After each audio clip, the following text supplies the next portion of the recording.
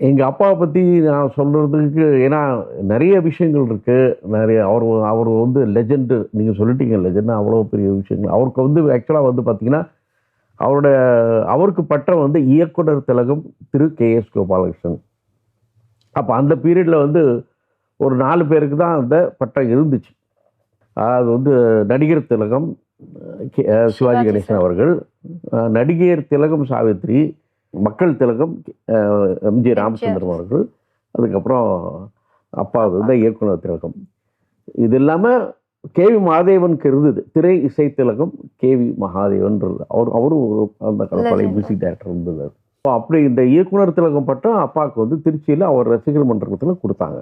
எங்க அப்பா நான் பொறந்ததுக்கு அப்புறம் அதாவது சொல்றது 1957 அது பிறகுலாம் நான் பொறந்தேன். அந்த பீரியட்லுக்கு முன்னாடி அவர் வசனகர்த்தாவா இருந்தாரு.